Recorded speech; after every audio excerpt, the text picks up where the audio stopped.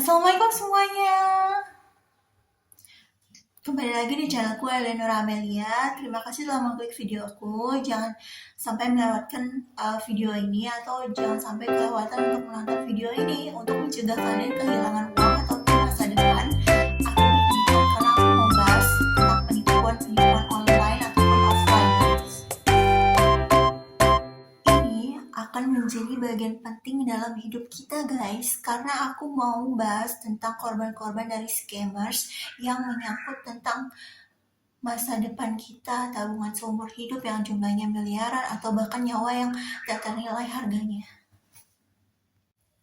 Mirisnya guys, di Indonesia ini belum ada perlindungan hukum tentang romance scam guys. Jadi para pelaku romance scam ini hanya bisa dijerat oleh pasal penipuan ataupun pelanggar UU ITE guys. Kalau di luar negeri, mereka para korban ini sudah dilindungi oleh pasal tertentu tentang romance scam guys.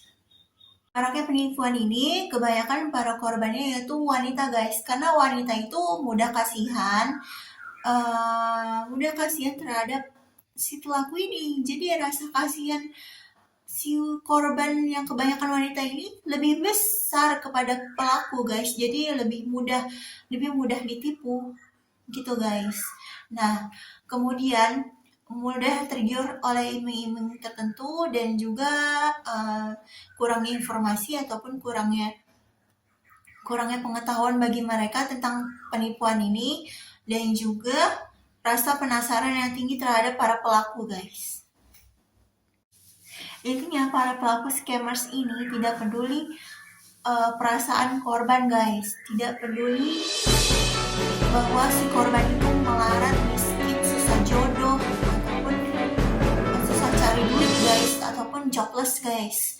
Jadi para pelaku ini mau tidak mau, pokoknya si korban itu harus mengirimkan uang secepatnya dengan iming-iming tertentu, tidak peduli dari mana asalnya, bahkan si korban sampai berhutang ataupun nyawa melayang guys.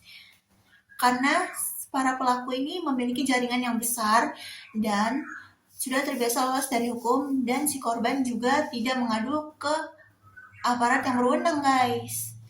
Jadi itu menjadi sasaran empuk bagi si pelaku untuk si korban ini, untuk memeras uang si korban ini secara bertahap.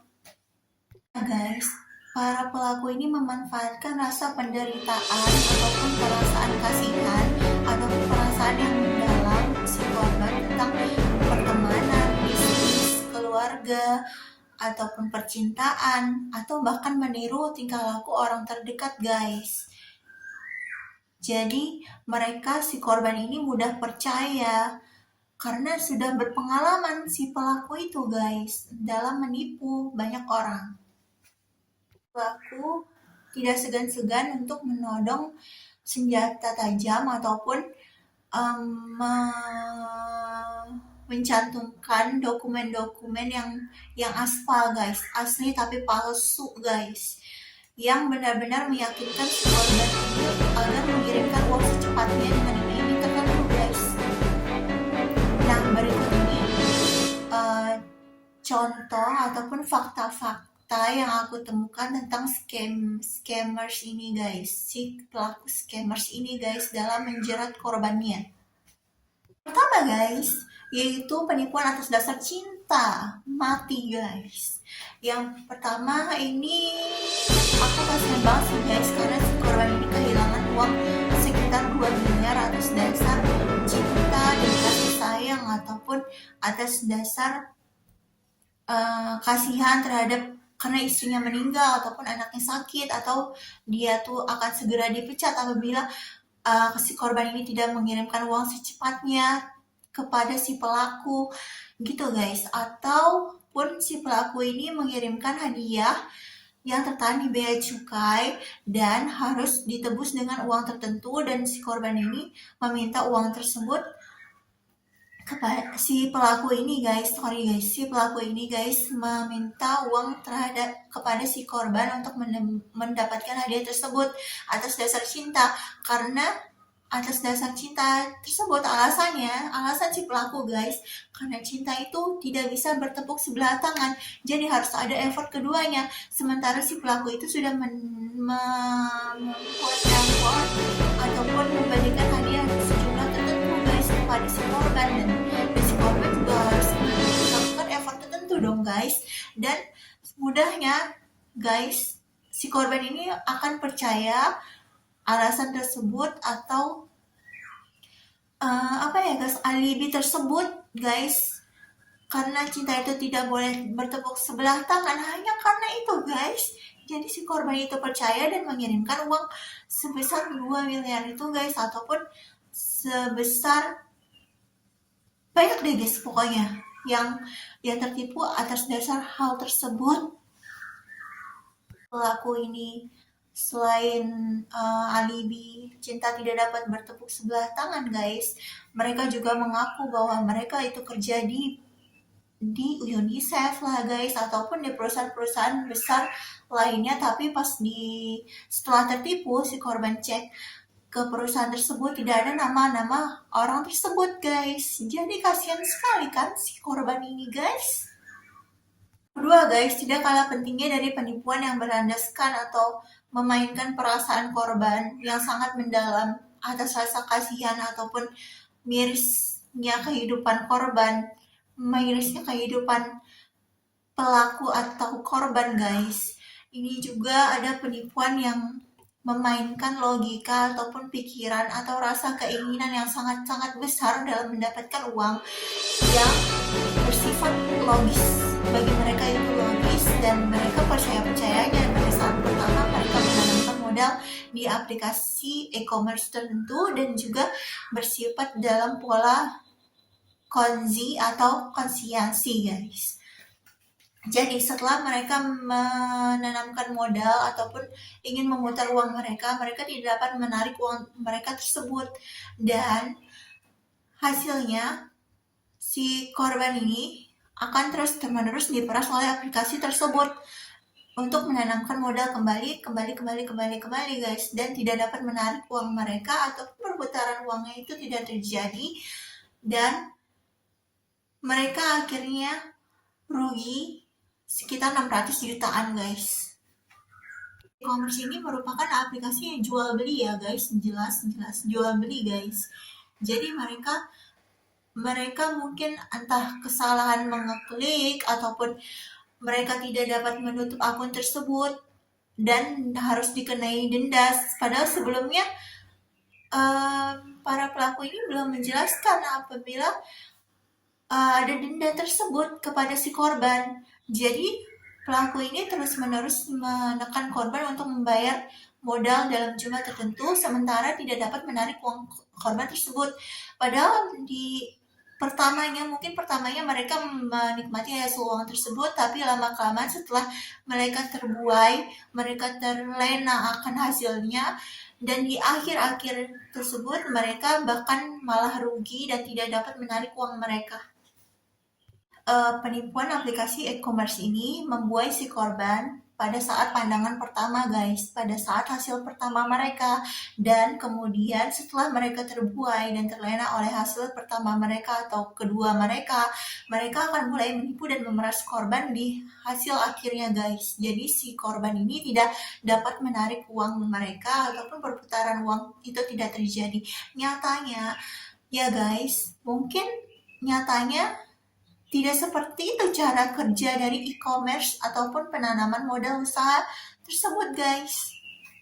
Oke guys, yang terakhir yaitu penipuan berlandaskan kripto, skandal Bitcoin guys, yang marak terjadi di Gen Z. Si korban ini awalnya membutuhkan pekerjaan dan sama-sama membutuhkan pekerjaan guys, dan tapi mirisnya malah ditipu oleh si pelaku investasi perusahaan kripto ini guys.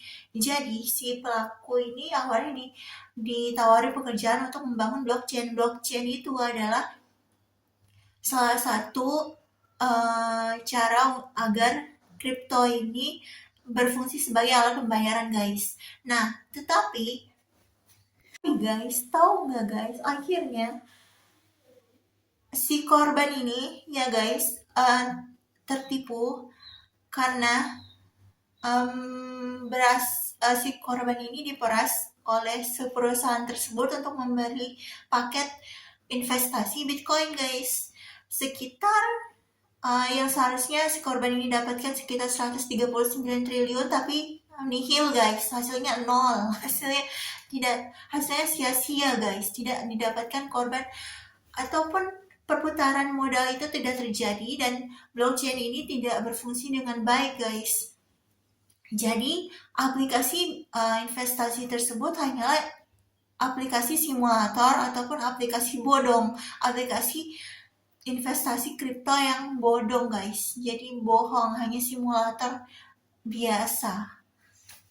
Mulanya penipuan ini terbongkar guys, jadi si korban ini tidak dapat menemukan transaksi mereka, di mana transaksi mereka tercantum di website perusahaan tersebut guys, atau perusahaan investasi kripto tersebut, dan mereka tidak dapat mencairkan uang mereka, dan malahan ya guys, si korban ini dituduh balik sebagai penipu guys, karena si pelaku ini ataupun si perusahaan tempat pelaku bernaung ini tidak mengakui adanya uang dari si korban guys. Jadi malah yang si korban ini yang dituduh penipu oleh perusahaan yang sebenarnya pelaku itu guys. Kesimpulannya, berdasarkan fakta-fakta yang aku temukan dan mirisnya beberapa uang melayang dari si korban ini bahkan triliunan. Jadi pesan yang dapat diambil dari cerita ini adalah, dari fakta-fakta ini adalah, sama seperti kita mencari jodoh ataupun percintaan ataupun pertemanan atau pekerjaan, itu harus dilihat dari bibit bobot bebeknya. Dan kalian tidak salah ataupun tidak matre jika melihat sesuatu ataupun pekerjaan, jodoh, percintaan, pertemanan itu berdasarkan bibit bobot bebeknya guys. Bahkan kalian mempunyai harga diri yang tinggi ataupun mempunyai harga dan martabat yang tinggi ketika mempertimbangkan hal tersebut guys, dan tidak mudah tertipu oleh mereka si pelaku scammers ini guys. Ya guys, pertama kita harus mempunyai keyakinan yang kuat akan Allah Subhanahu wa Ta'ala, supaya ketika kita kehilangan uang dan di luar ekspektasi kita guys, di luar nalar kita guys, di luar kesadaran kita tuh tetap hidup dan iman kita tetap kuat guys, dan menganggap harta tata cinta itu memang penting guys. Beberapa hal penting lagi guys yang harus aku sampaikan. Jangan pernah penasaran oleh kejahatan yang sudah tercium baunya dari awal. Jadi bau-bau kebohongan itu guys, ketidakjujuran ataupun pengkhianatan yang sudah tercium di awal-awal hubungan ataupun di awal-awal janji yang tidak ditepati ataupun alasan alibi palsu ataupun dokumen-dokumen yang palsu dari email-email yang tidak resmi, website yang tidak resmi.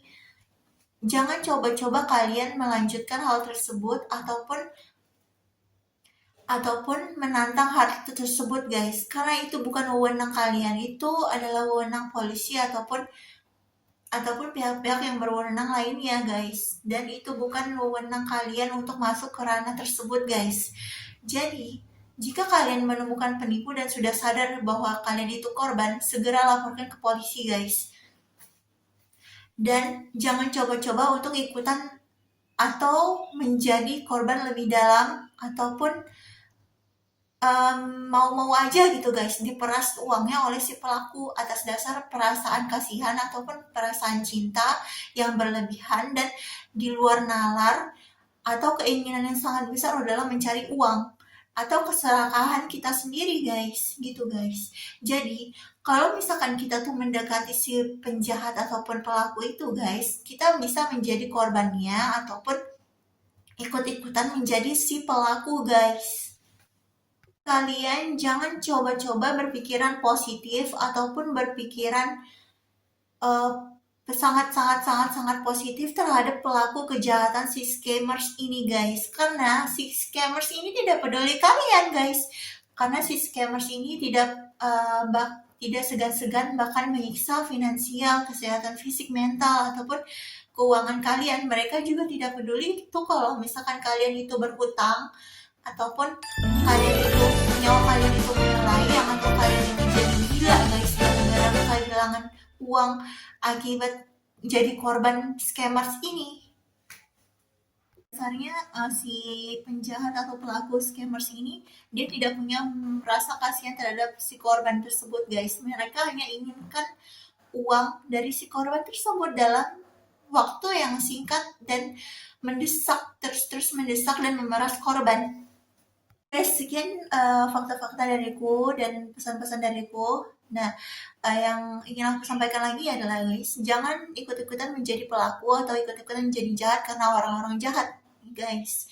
Cukup guys untuk menjadikan pengalaman hidup dan menjadikan masa depan kita jauh lebih baik dan tidak mengulangi kesalahan yang sama. Pesan akhir dariku adalah jangan ikut-ikutan menjadi jahat ataupun menjadi si pelaku hanya karena kalian telah mengalami kejahatan yang serupa atau karena kalian dendam oleh si pelaku. Jadi kalian ikut-ikutan menipu atau menjadi pelaku juga guys.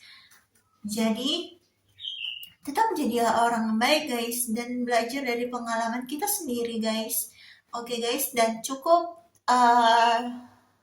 polisi saja yang menangani kasus-kasus ini dan jangan main hakim sendiri guys. Gitu guys. Dan juga berilah pikiran yang positif dan juga kepercayaan yang banyak-banyak kepada pihak polisi ataupun pihak-pihak yang berwenang gitu guys. Jadi tidak ada krisis kepercayaan di dunia ini. Terima kasih telah menonton videoku dari awal sampai akhir tanpa skip. Jangan lupa like, comment, subscribe, share akun YouTubeku @eleonora_a95 dan follow akun TikTokku @eleonora_amelia. Jadi, sampai jumpa besok dengan berbagi pengalaman lainnya, tips makeup ataupun tips and trick lainnya, dan fakta-fakta menarik dan mencengangkan di dunia ini guys. Oke, sampai jumpa besok guys. Wassalamualaikum semuanya.